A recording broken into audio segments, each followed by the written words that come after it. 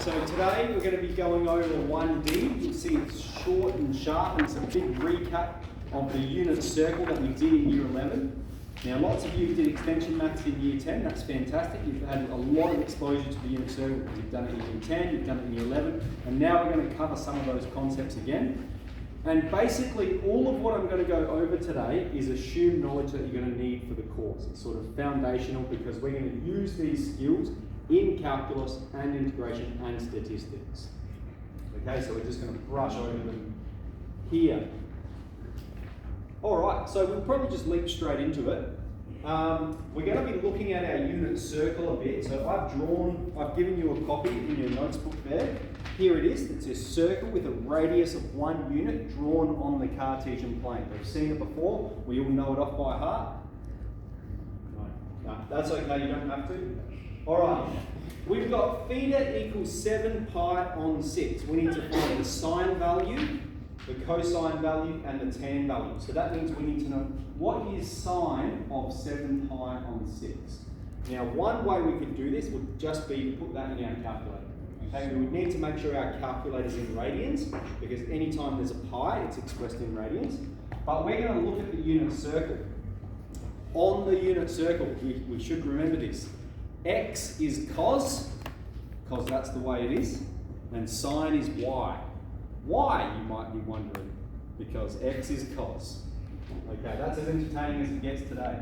So on the unit circle, 7 pi on 6, we can see the y value is minus half, and the cosine value, the x value, is minus root 3 on 2. Tan is sine divided by cos. That's a relationship that we should remember. So that means tan of 7 pi on 6 is going to be the sine value minus half divided by the cos value minus root 3 on 2. Alright, we could put this in our calculator, but I want to show you guys a simple operation that we've seen before for fractions when we're dividing two fractions. A divided by B divided by C divided by D simplifies to AD on BC. So here, firstly the two negatives can cancel. We've got negative at the top and at the bottom. That can cancel. We've got rid of the negatives. We've got AD on BC. So that's going to be 1 times 2, which is 2 at the top, and at the bottom 2 times root 3. Okay, this is what tan of 7 pi on 6 is. We have 2 at the top, 2 at the bottom. That can cancel. We're left with 1 on root 3. Okay, let's talk about just this quickly. We've got sine is negative and cos is negative. Let's remember on the unit circle, in this quadrant, all ratios are positive. We have positive x, we have positive y, and tan is a positive divided by positive, so everything's positive. Here, x is negative, but y is positive. Okay, so that means the sine value is positive. In this quadrant, this is the region our angle's in. 7 pi on 6 is here. So we have negative x and negative y, but positive tan, because the negative divided by negative is positive. So we have tan is positive, and here we have positive x values, negative sine values. And so we can remember all silly turtles crop. That's going to help us remember what's positive in which quadrant. Or you can just think about it, okay? Positive x, positive y, positive x, negative y. Okay, let's move on to here. Find theta given cos theta equals root 3 on 2. So you could scour the outside of the unit circle looking for the answers that make this true. When is the x value root 3 on 2? Or we can think about it, we can be intuitive here. Root 3 on 2, that's a positive number.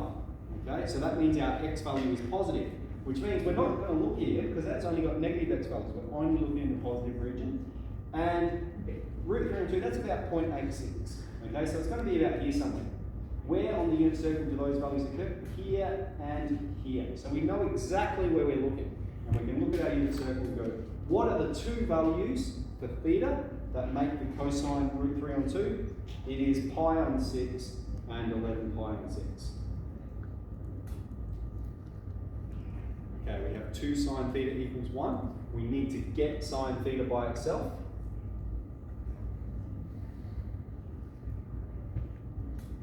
So we have sine theta is half. So let's think back to our unit circle again. Let's not scour the outside of it for the answers. Let's be intuitive here. Sine is y is half, positive half, that's going to be here on the unit circle at this location and this location. Alright, what are the values of theta that make it true? Pi on 6 and 5 pi on 6. Okay, in C, we're going to break it down. We're going to isolate sine theta, get it by itself. First, I'll subtract 3 from both sides.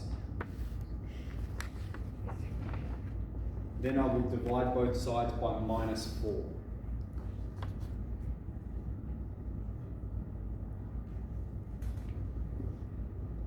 Okay, now remember, sine squared theta, what does that mean? It means sine of theta squared. It means sine of theta times sine of theta. So we need to get rid of the square, and obviously the way we do that is we square root both sides. What are we actually doing, right? If we have sine of theta squared, and we want to get rid of the square, I'll just put it over here, we've got 3 on 4. We're going to put, what is a square root? But it's a power of a half. So we're going to put both sides to the power of a half, okay? And then you can see, using index laws, right, 2 times a half, that's 1. And so all of a sudden we've got sine theta to the power of 1, that's just sine theta. That's what a square root does, it's a power of a half, so you can see that link there. Okay, so that means I'm going to have sine theta is the square root of 3 on 4, which is the square root of 3 on the square root of 4. Okay, surd operations, we can split it from 2 surds to 1, which is plus or minus root 3 on 2. You can evaluate the root at the bottom. So that means we're going to look at our unit circle and we're saying what values of theta make the y value positive or negative root 3 on 2. We're going to have 4 solutions, positive root 3 on 2 and negative root 3 on 2. So let's look around our unit circle. We'll have pi on 3, 2 pi on 3, 4 pi on 3, 5 pi on 3. Okay, make sure you can solve them or see them on your unit circle. Any questions so far? Good?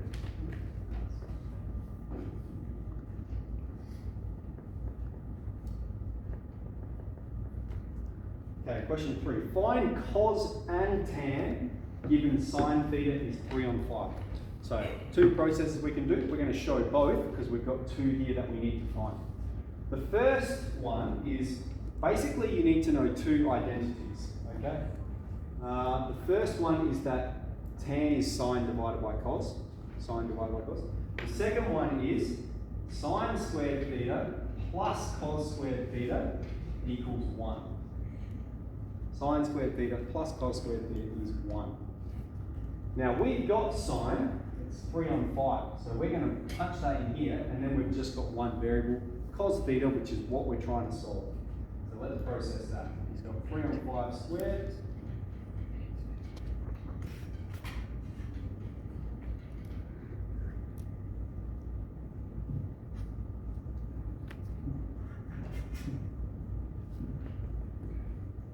Okay, we could put that in our calculator.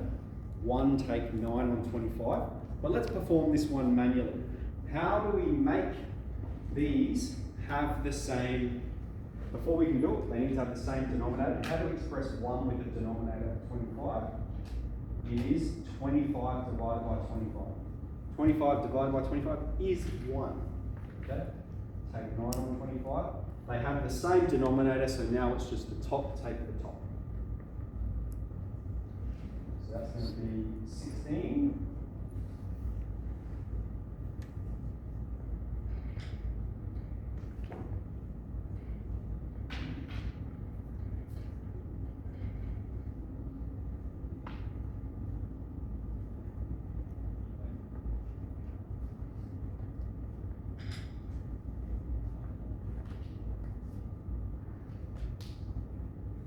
So cos theta is plus or minus 4 and 5, but there's one more thing we need to consider, which is the region. Okay, so the region is going to restrict and it's going to dictate whether our answer is positive or negative. This is the unit circle. We're talking about from pi on 2 all the way to pi. So that here's pi on 2, here's pi. We're talking about this region. And in this region, our cosine values are negative. Okay, it's left of the y-axis, x value is negative, so therefore cos theta is minus 4 on 5, and because of the region.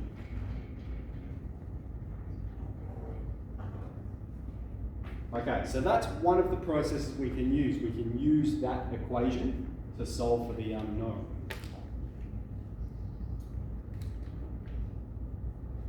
All right, the other process we're going to use, so we've found cos, let's find tan. We'll find tan using the other process. All right. The other process is to draw a right-angled triangle. Okay, and we're going to go through and label it. We have our hypotenuse is opposite our right angle. We have our adjacent side joining our theta and our right angle, and we have our opposite side. Okay, so this is, you've learned this skill in Year 9 maths, so we're bringing that in here, along with our right angle trigonometry, SOHCAHTOA. Okay, and what's the relevance of this? Sine is O on H. Cos is A on H. Tan is O on A. Now we're told sine is 3 on 5. Okay? Sine is 3 on 5, but we know from our trig ratios that sine is O on H. Okay, so now we have O is 3, H is 5, and we're going to substitute that in here.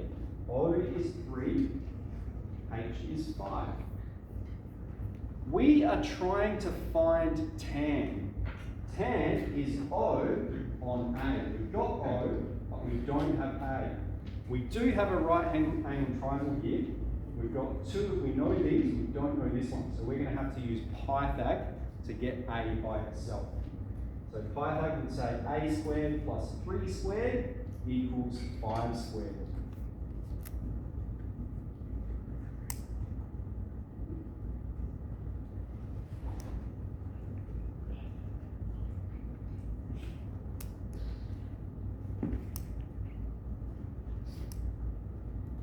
Okay, so look what we're bringing in there, stuff we've learned in Year 9 maths. We've got right angle trigonometry and Pythagoras theorem.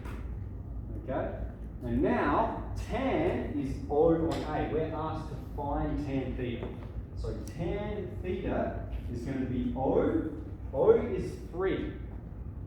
3 on top of A. What is A? A is plus or minus 4. So I'll put the plus or minus at the front for now. We've got plus or minus 3 on 4.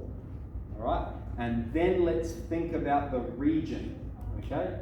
In this region, that's the region we're talking about, only sine is positive, which means both cos and tan are negative, so our solution has to be negative.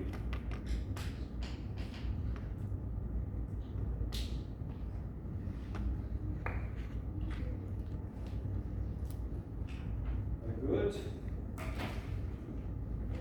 Okay, I'll spin this board around. Any questions so far? So we can turn the page. We talked there about the unit circle. So in our Year 11 textbook, that was chapter 5. Now we're talking about trig functions. So it's a graph of a trig function. So we're going to recap these skills here.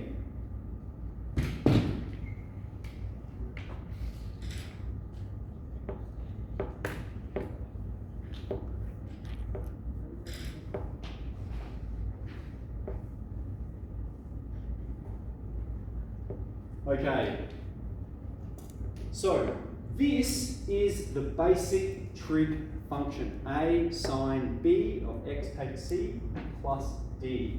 A is the amplitude, that's the distance from the principal axis to a peak or a trough. Okay, it stretches it away from the x-axis. B tells you how many wavelengths there are in 2 pi. Okay, or the period. The period, which is the distance for one wavelength, is 2 pi on b. How far from the start of a wave to the end of a wave. Okay, that is one wavelength. 2 pi on b. C, horizontal translation. D, vertical translation. Okay, so let's jump in over here. The amplitude is always the coefficient of the trig function. So here, 2, here, a third, here, half. All right? The period is always 2 pi divided by b. Okay, what's our value of b here? We've got 2 sine x by itself. That means there's a 1 there. We've got 1 mod of x. B is 1 in this circumstance. So 2 pi on 1 is just 2 pi. And that is the basic period for an untransformed trig function. It's always 2 pi. All right? Here we have 2 pi on 4. 2 pi on 4. All right, so to simplify that, pi on 2. Just recap what that means, all right?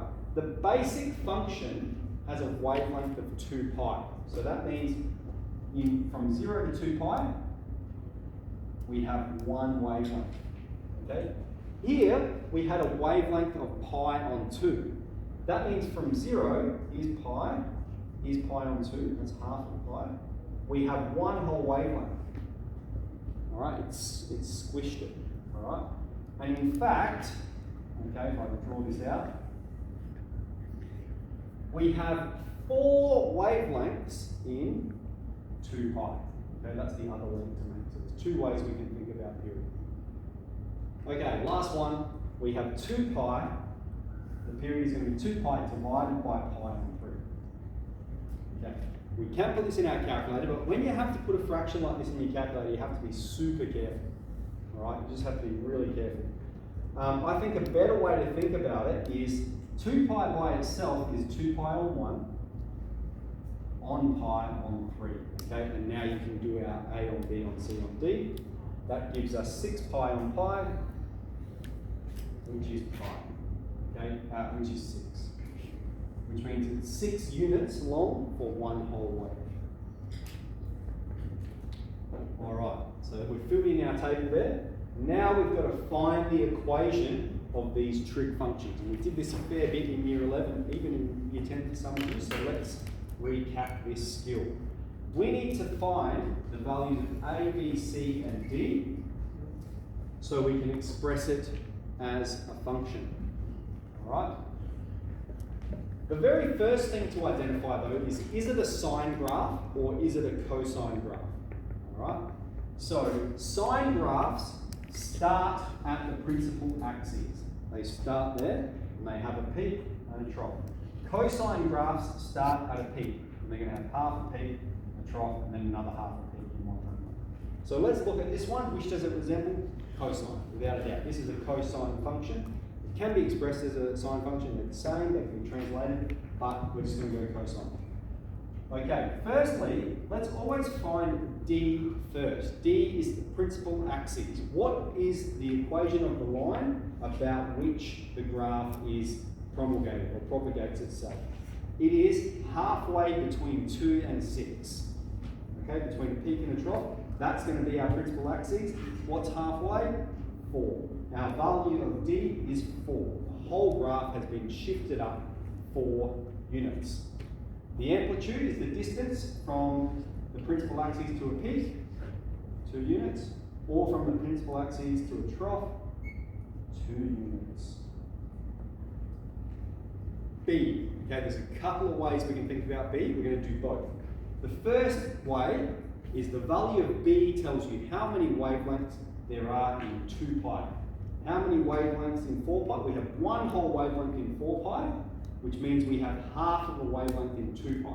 So we can just go B is half, just by looking at it. Okay? The other way to think about it is to see the wavelength of this wave is 4 pi. Okay? The formula, or the period is 4 pi. The formula for the period is 2 pi on B. So therefore, 2 pi on B equals 4 pi. Alright, 2 pi on B, that's the formula for the period, is equal to the period. Let's get B by itself. 2 pi on 4 pi equals B. What's 2 pi on 4 pi? Half. Okay? There's no horizontal translation, so we don't need to worry about C. So that means this function is 2 cos half x plus 4.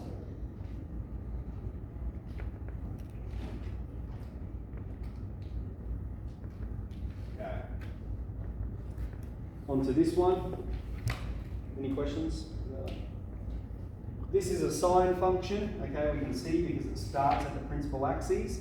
The principal axis is exactly halfway between a peak and a trough. So let's go A, B, C, D. D is going to be -3, okay, halfway between -1 and -5. The amplitude is +2, okay, from -3 to -1, 2 units. Amplitude is never negative. B, how many wavelengths in 2 pi? You can see 1, 2, 3 wavelengths in 2 pi. No horizontal translation, which means this graph is y equals 2 sine 3x take 3. Splendid. All right, let's do 1D. You might find you finish at this lesson, which means you can backtrack and finish off 1C that you might not have done already.